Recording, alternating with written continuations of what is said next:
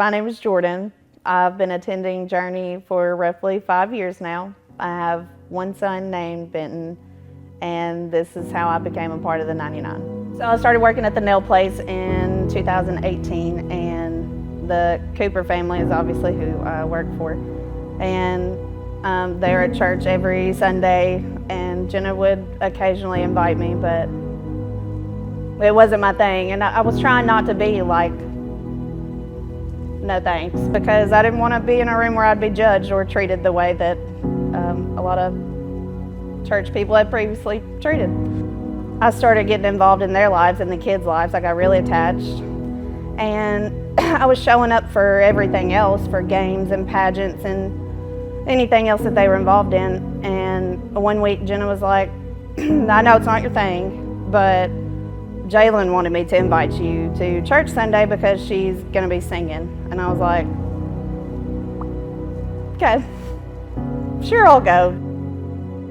Jenna met me at the door so I wouldn't be so nervous to come in alone. And I'm glad, but I think I would have been directed just fine. I came in and all the greeters were super nice. Everybody was lit up and actually like happy to see me, which is a surprise. Going to church, that's not usually how I don't know, not someone like me, but someone how I look, that's not how I thought I would feel. It was fine. I mean, they were talking about some things that applied to my life, whether I believed or didn't believe, and I did feel like I belonged in the room. I didn't feel like I was saved all of a sudden, but I didn't feel like I was full of shame or anything. I was comfortable. After I came and listened to Jalen sing a few times and I heard the Cooper's family story, I decided that it was time to do this for me. I started reading the Bible some, I downloaded the app, started studying, watching videos. I went to ladies' night, dragged my mom along, got her involved, joined a team. I really started paying attention at church, started serving on the coffee team, asking questions, talking to God, and actively seeking God instead of pushing away the thought.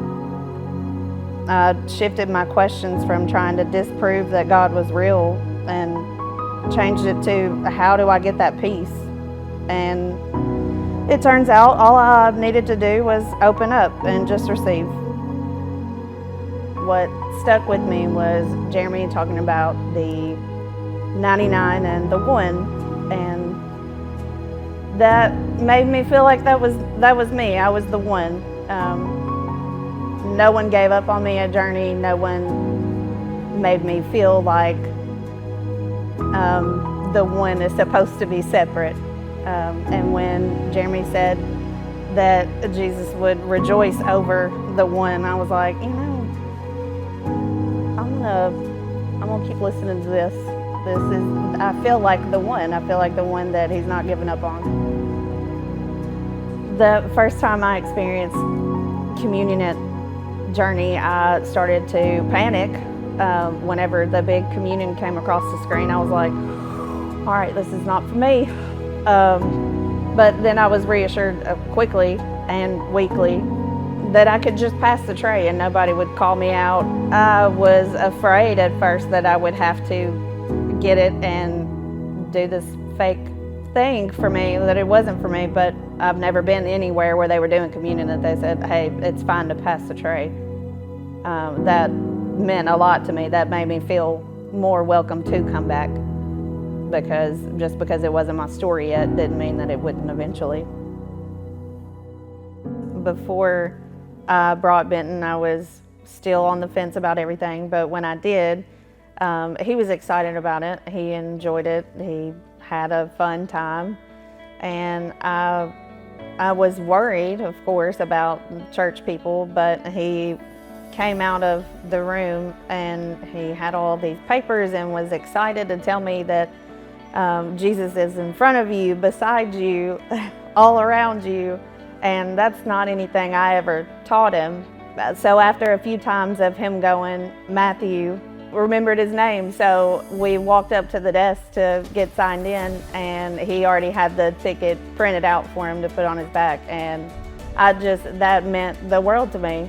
A couple of weeks ago, I called Jeremy because I was ready to tell him that I want to be baptized, and mostly because I want to share with the people who have been there and welcomed me into this life. I want to celebrate with everybody. I want everybody to see what's been going on inside. If you're on the fence, just dive in. What do you have to lose?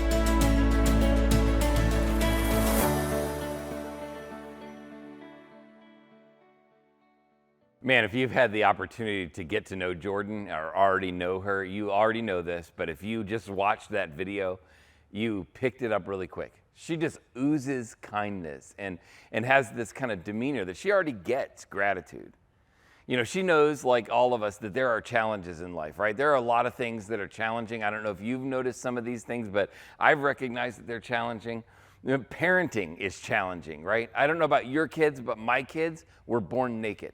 Like, you can look in all of the folds, the creases, you can look anywhere you want, but they don't come with any kind of instructions, right? And then as soon as you get used to one of the challenges of parenting, the kid moves into a whole nother phase and the challenges become all new, right? It's a terrible kind of thing. And then you have all these other things that are a challenge in the idea of life. Like, right, school is a challenge. Can we get an amen from the students in the room? Like, when you started school, like, let's just take history, for instance. You're like, how is this ever going to matter in my life, right? And then you're looking at geometry or calculus or algebra and going, man, how is this ever going to really matter? The answer is no. But, like, here's the question that we deal with. Like I remember history thinking, you know, some of these wars are named like the War of 1812. And I could tell, okay, that I'm going to guess that happened in, around, or about 1812, right? But then I don't know anything about who's involved in it. Then there was like the Spanish-American War, which I'm like, okay, I don't know when that happened because they don't give me the year on that one, but they say Spanish-American, so I'm going to guess that the Spanish people or Spain and America were involved in it, or maybe it was the Spanish-Americans against somebody. I don't know who it was. Didn't even know that was a thing. But like, can we just agree that some of them are a little more confusing, like World War I? Don't know when that happened, right? World War II, I have a rough idea. But we name them randomly. Can we just agree that it would be a lot easier, at least on the multiple choice tests, that if we would just agree on a standard of how to name all of the different wars? Like, if we could just say, this is the Spanish-American War of 1735, and, you know, like, we could just agree that is the way to do it, right? School is a challenge, right? Parenting is a challenge. Marriage is a challenge, isn't it? I just want you to think about it, right? The reality is that opposites attract, but can we be honest? Opposites attack too. Like, we put two people who don't like the same things, they're different in most every way, and then put them together to live, and that tension creates, usually there's one person who likes to spend, another one who likes to save. Creates tension, doesn't it? Takes work, doesn't it? Think about it, even just like the reproductive equipment, without getting too gross or personal, think about where it's located. Even intimacy takes work. It's a challenge, isn't it? So everything is a challenge. The idea of parenting and the idea of all that. Church is a challenge. Can we be honest? Like, this group of people, right? We make up the body of Christ at Journey Church. Whether you're here or online, we make up the body of Christ. Like, some of you make up the hands of Jesus in the world around us. Some of you are the feet.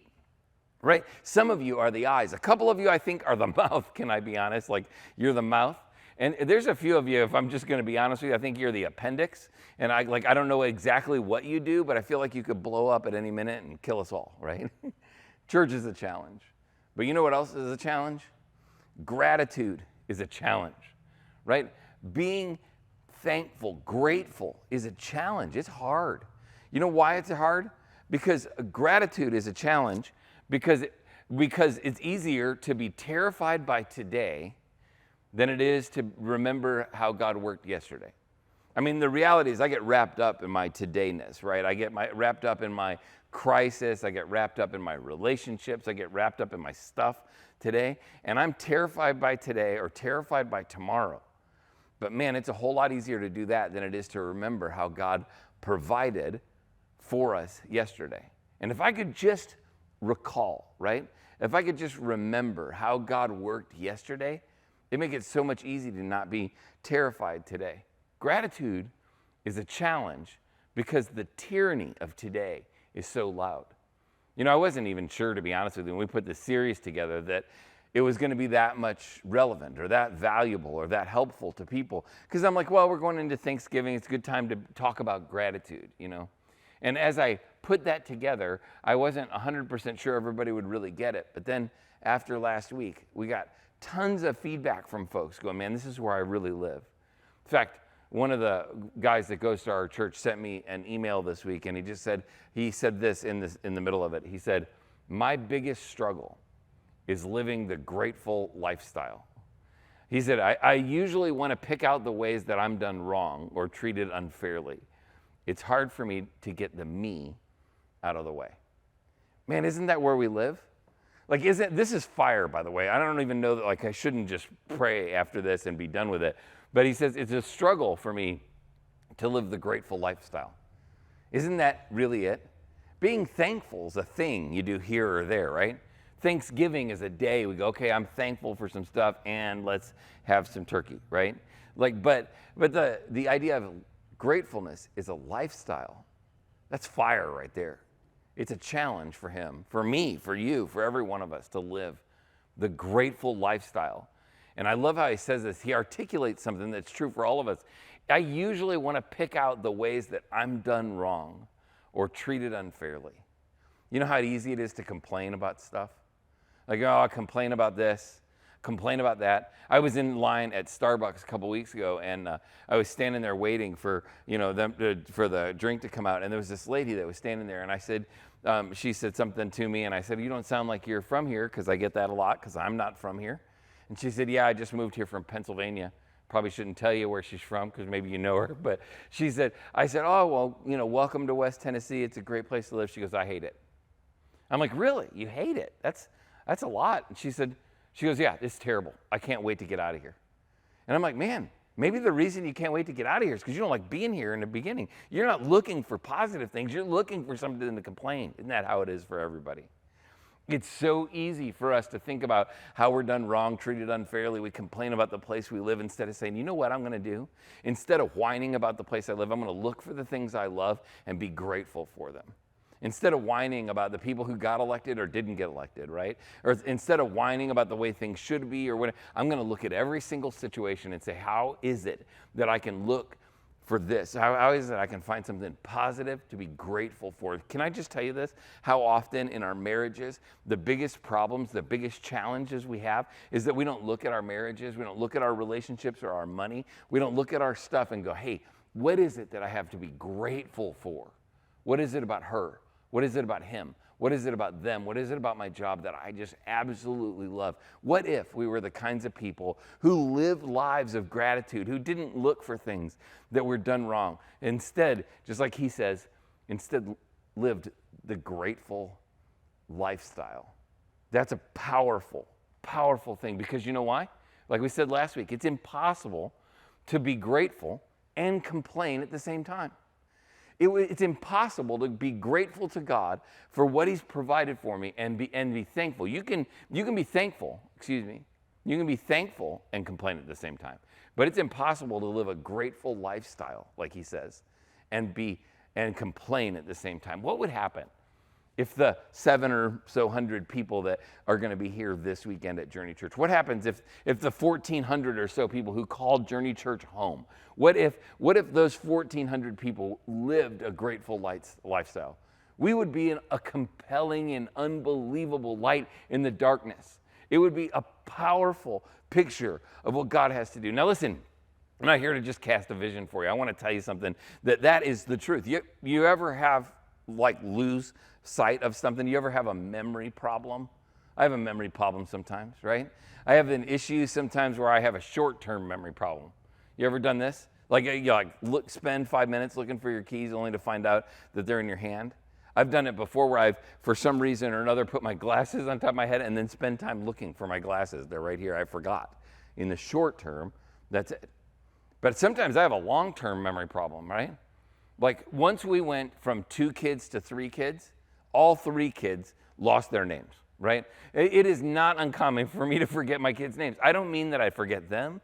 I just can't quickly recall all the right information and the right thing. And it's even more confusing for us because we named them all with M's: Marissa, Michaela, Maya, and then the dog then was Molly, now this one's Milo, and then we got Mom, right? So like everybody's got an M name, and I'm not a super intelligent guy. So combine the complexity of that and memory problems together, and you have this like just recipe for forgetting stuff.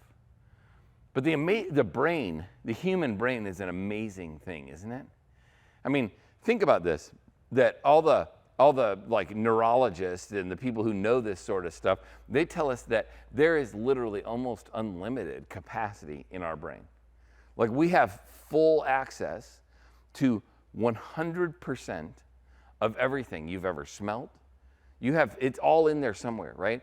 Your brain contains information about everything you've smelt, everything you've experienced, everything you've ever felt. It's all in there. The full log of it is in there somewhere. Now, here's the problem. It's not accessible to us all the time, is it?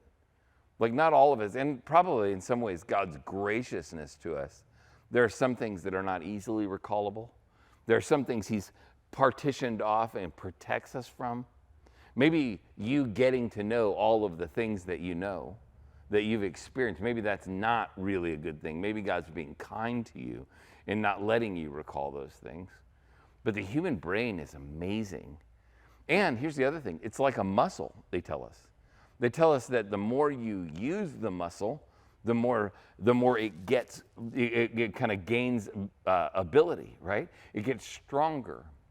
That's why, honestly, one of the things, the challenges of retirement in American culture today is that when we choose to retire, all the studies will show you that if you choose to retire and you don't do something intentional and active with your brain, that in those retirement ages, those retirement years, you lose 3 IQ points every 12 months. Every 12 months after retirement, if you're not actively engaging your brain every day doing something, volunteering, serving like some way, or maybe working a side job or doing something that keeps your brain kind of moving, if you don't do that, you'll lose 3 IQ points per year. Now listen, I didn't start much north of center to begin with, so I can't afford that. This idea of our brain being engaged in this story is amazing. The Israelites had a memory problem. They couldn't remember some things that happened. You know, one of the things that we're going to do today is a little unique. You ever watch the show, binge watch something from the front to back, where you're watching one after another, and then you turn on like one of the episodes, and it starts with like the main character dying, getting shot or something, and you're like, what? Did I miss one? Or it starts at a funeral, and you're like, what's going on? I don't understand. And what you don't realize is that in a couple of seconds, they're going to put that screen up that says 36 hours earlier. That's what we're going to do today. We're going to start at the end of the story. So, spoiler alert, this is the book of Judges. The book of Judges starts off, chapter 8 says this way. This doesn't start off this way, it ends this way. As soon as Gideon died, so our main character's dead, right? As soon as Gideon died, the Israelites prostituted themselves. That's a strong word. By worshiping the gods of Baal, making Baal Berith their god. And then they forgot that the Lord their God, who had rescued them from all their enemies surrounding them, nor did they show any loyalty to the family of Jerubbaal, that is Gideon, despite all the good that he'd done for Israel. So easy for Israel to forget. They forgot what Gideon did. They forgot what had happened. They forgot who God was. And this is what we see, is we call it the cycle of the Judges. In the book of Judges, you see this cycle repeated over and over and over again. God brings peace, and they exist in peace for a period, usually about 40 years. And then somewhere in that 40 years or so, they kind of lose sight. And they wind up kind of forgetting what happens. So they get peace, they forget what God had done for them, and their forgetfulness leads them to disobedience. They start worshiping other gods. So forget, but they have peace, they forget, they become disobedient. Then God sends in a judge, sends in a spiritual advisor, sends in like an influencer. He sends in a person to help guide them, a rescuer, to get them back on track, and then they eventually remember. So he disciplines them and brings them back around. And the same cycle happens over and over and over again. The Israelites, just like you and I, they have a memory problem. They forget stuff. They forget everything that happens to them, and they become ingrateful, right? They become this place where they push gratitude away. At the beginning of every peaceful period, they're like, oh, we're so grateful, God. You delivered us out of this. You handled this. You took care of that. And then a few years goes by, and it gets easier to not remember. Instead of being passed down as a real story, it gets passed down as a legend. They forget kind of the distance. The problem is, and this is a huge problem in our lives, the problem is when we forget what God has done, we have a tendency to forget who he is. And that's exactly what happens to them. They live in peace and then forget what God has done for them, and then they forget who God is to them. They forget who God is to them, and they wind up in disobedience, and they wind up worshiping other gods that are just made up idols, right? Now, I got to be honest with you. There's a part of me every time that I hear the stories of the Israelites, right? There's a part of me that just wants to go, it's time for a throat punch. Like you people just need to get it, because you lose sight of stuff so easily. It makes me angry, right? And I read these things, but can I just, before we get into that, if you're a person who, like me, has read through the Bible some, and you've heard stories of how faithful God is and how quickly they forget, right? You've heard stories of how God fed them with manna from heaven and then they complain about it, or you've heard stories of how God released them and then they wind up losing sight of it. Can I just remind you, can I just give you a little insider track on this? Man, don't be too quick to judge them. Because the truth is, we do it every day. Here's what they did, and just rewinding, I told you we talked about how Gideon died. We're going to rewind to the beginning of it. In chapter 6, it says this. A couple chapters earlier, when they cried out to the Lord because of Midian, they had a set of enemies that were called the Midianites. They were from the land of Midian. And when they cried out, these people were really bullying them. Not just bullying, they were coming in like they'd wait till they pulled all the crops out of the field, and then they'd come in and take the crops. They wouldn't defeat them before the crops. They would wait till they got all the grain in, and then they would just come in and take the grain. That way they did all the work. So he said when they cried out to God because of Midian, the Lord sent a prophet to the Israelites. That's ultimately going to be Gideon. He said, this is what the Lord, the God of Israel says. I brought you up out of slavery in Egypt. I rescued you from the Egyptians and from all those who oppress you. I drove out your enemies and I gave you their land. I told you, I am the Lord your God. You must not worship the gods of the Amorites in whose land you live. But you have not listened to me. See, what happens over and over again is they have these peaceful times, but they forget who God was. I don't know if you've seen the Disney movie or heard the story, but the land of Egypt, this kind of reference to being held in slavery, 400 years the Israelites were in slavery to Egypt. And God sent 10 plagues onto Pharaoh's land, and man, it came in strong, and eventually, Pharaoh cried uncle, and God said, okay, he said, you guys can go, just get out, take your people and your stuff and go. And then they started heading out, and Pharaoh had a change of heart once things were out of there, and he kind of like, wait a minute, what did I just do? And so he goes to chase down the Israelites, and the Israelites are pinned between the Red Sea and in front of them and the Pharaoh's army coming in behind them, and they have to do something. And God sends Moses out to the edge of the lot. He raises up his staff, and there's the Red Sea parts, and literally they walk through on dry land with walls of water on either side of them. That's an amazing story. And they go through, and then as Pharaoh's army comes in through there, the water crashes on top of them, and they are saved, literally, just by this dramatic expectation, this dramatic story of how God moves. But they forgot it, right? And like I said before, it's so easy to give them a hard time, but the truth of it is that there is no hard time to be given here, because we all do it, right? It's a Me Too kind of deal. They forget what God has done for them, and we forget all the time. Because the solution for our memory loss is to be reminded of what God has done. Now, I know what you're doing, right? You're looking at that and you're like, Jeremy, reminded is a word, right? I just need to be reminded. And it doesn't need a hyphen, right? Maybe you're thinking that's a spelling error, but it's not. I did it on purpose. Because remember, the human brain is an amazing thing, right? All of the information of God's goodness and what he's done for us is in there somewhere. And we need to be mindful of it again. But to do that, we have to be reminded. That information has to be removed from where it is and put back into the central part of how we think. It has to be put back into our focus. The solution for Israel's memory problem, the solution for our memory problem. In fact, gratitude starts in our lives with reminding ourselves, with us reminding ourselves of what God has already done.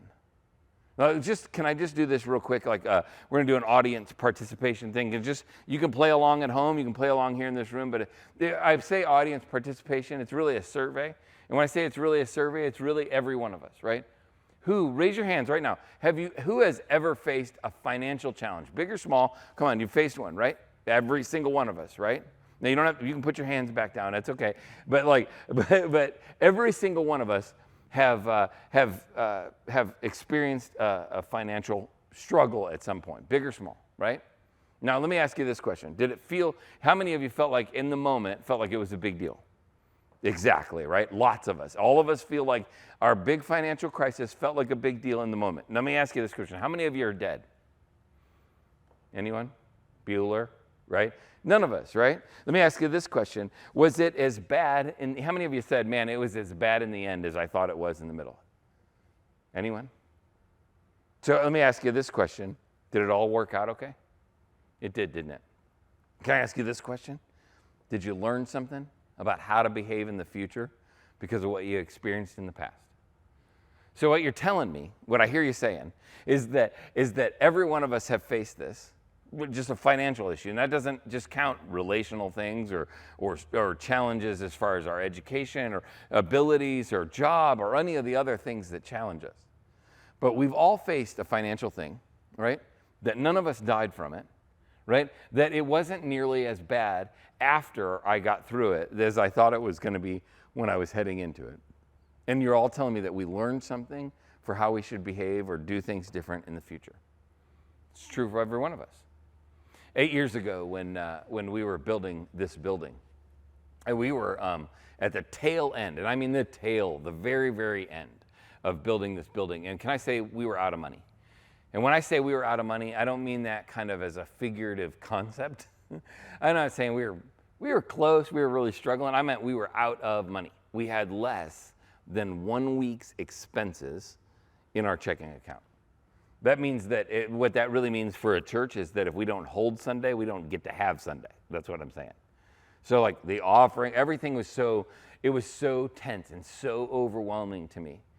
We were so out of money that we had a volunteer team come down and build the soundboard that's in the back there. Take a look around it at some point when you get a chance. It's not like an architectural feat. We made it out of just regular old materials, and some volunteers did it, and it was fantastic, right? We built that soundboard in the back, and we needed to, for, let's call it fire code reasons, we needed to have it be a portable piece of furniture, not a fixture, not something that was stuck. So our project manager happens to be one of our elders. Our project manager went to Harbor Freight and he spent, I think, $30 on some wheels. And I'm like, bro, we don't have $30, right? I'm panicking, right? I'm coming, I like had to come apart on the whole deal, right? I'm like, we don't have $30.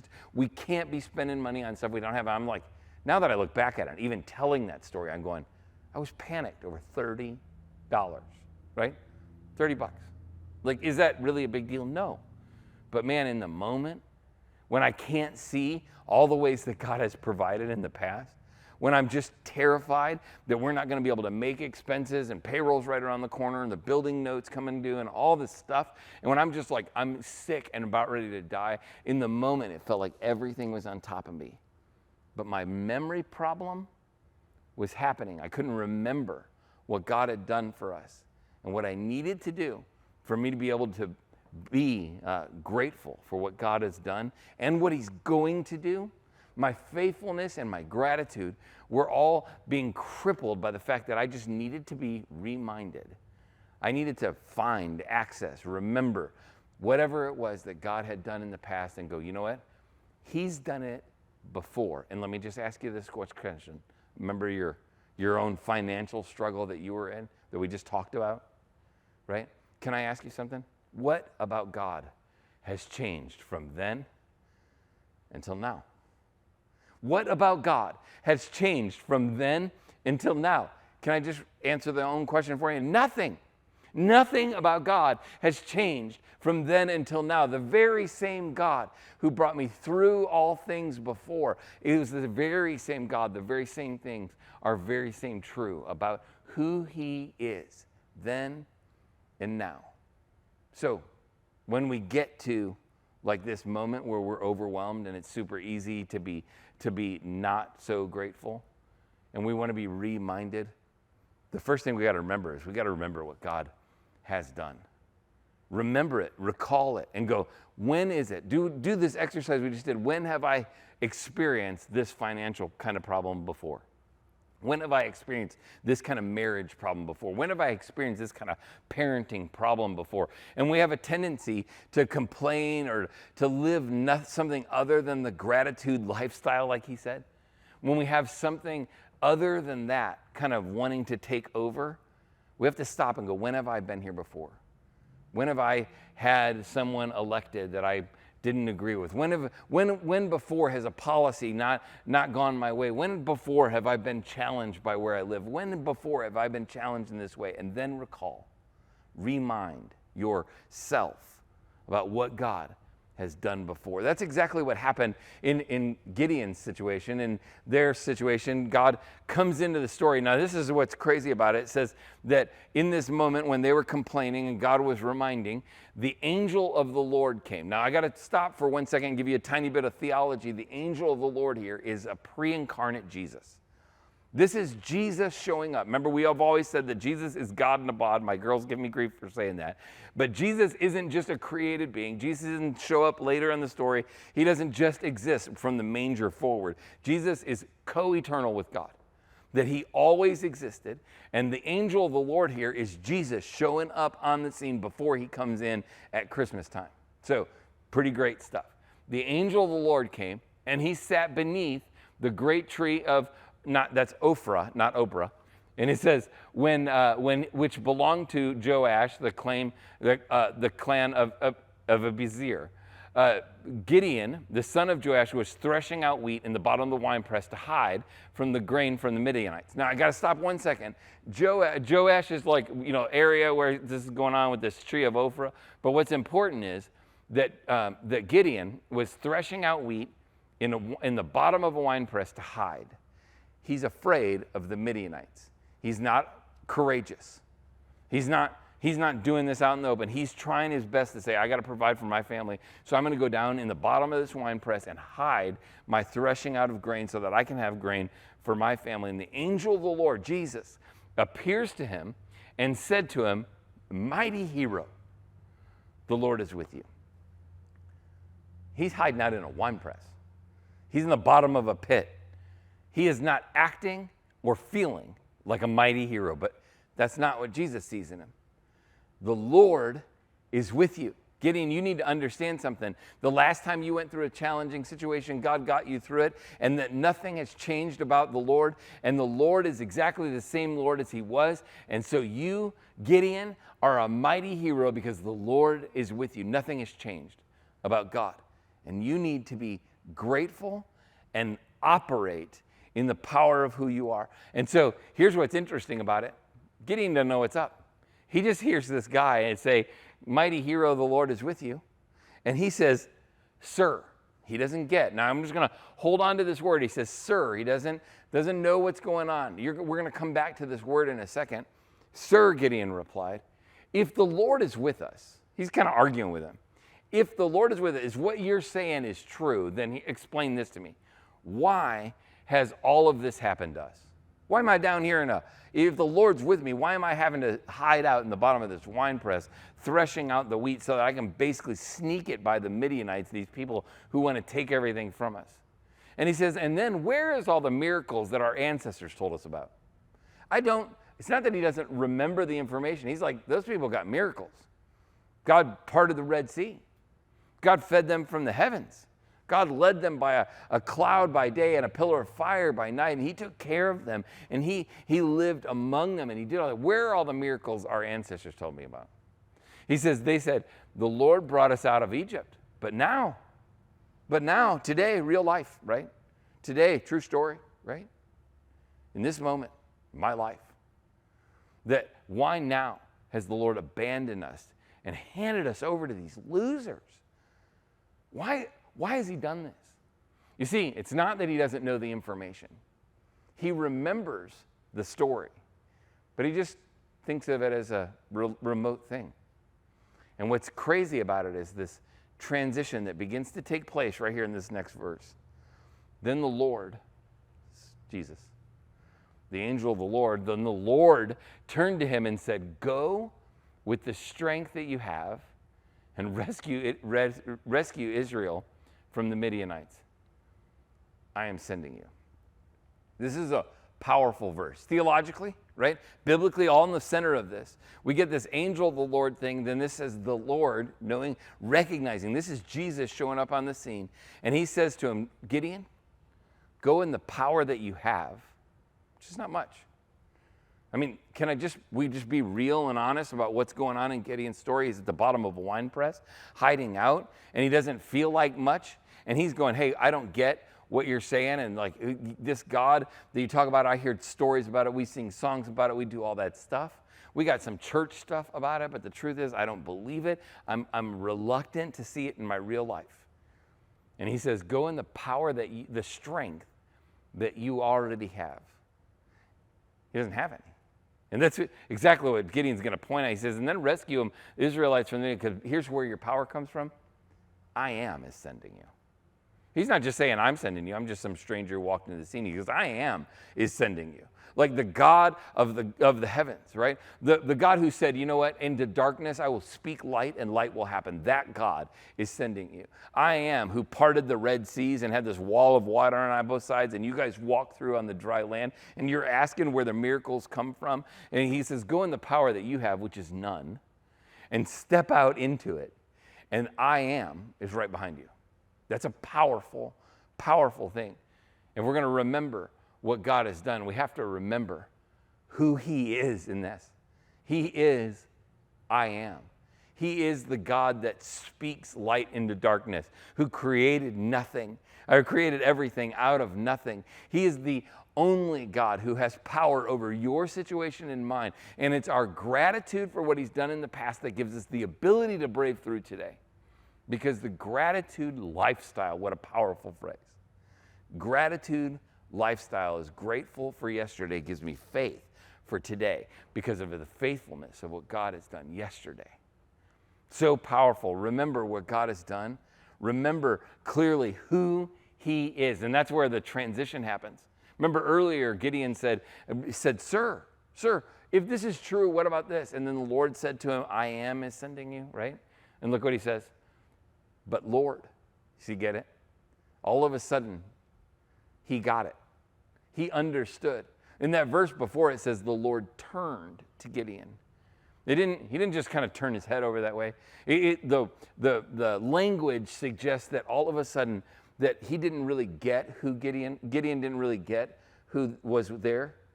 And when the Lord turned to Gideon, it's like he revealed it to him. And now all of a sudden, Gideon sees in full. But Lord, Gideon replied, how can I rescue Israel? How can I do it? He's like, you call me a mighty warrior, but I'm down here hiding. I'm a little person. Look what he says. He says, my clan is the weakest in the whole tribe of Manasseh, and I am the least in my tribe. And what's crazy about it in the next part of it is Jesus doesn't argue with him. He's not like, no. You got this, man. You're good. Isn't that what we do, right? When our friends face challenges and they go, well, I just don't know if I'm strong enough, or I don't know if I've got this, or I don't know if that, or whatever. What do? We go, you've got this, man. You can do this. You're sharp. You're amazing. You're good, right? But Jesus doesn't disagree with him. He doesn't say, no, man, Gideon, you're not that. He's like, go in the strength that you have, which is none, to be honest. The strength you have is that I am sending you. And one of the challenges and the reason we get overwhelmed by today and that gratitude really is a challenge is because we have a difficult time facing tomorrow because we have a hard time remembering yesterday. That is really what it boils down to, is that our lack of gratitude for what God has done keeps us from remembering who He is today. And here's the more important part, remembering who you are facing tomorrow. You don't have what it takes. I don't have what it takes. None of us, we collectively don't have what it takes. This is a group of people who don't have what it takes. I love this phrase from recovery ministry, from 12-step programs, from AA. I love this phrase. I can't. He can. I think I'll let him. I can't. He can. I think I'll let him. How do I get from I can't to he can? What happens between I can't and he can is me remembering that he has and that I am his. Remembering that he has and I am his. I can't. He can.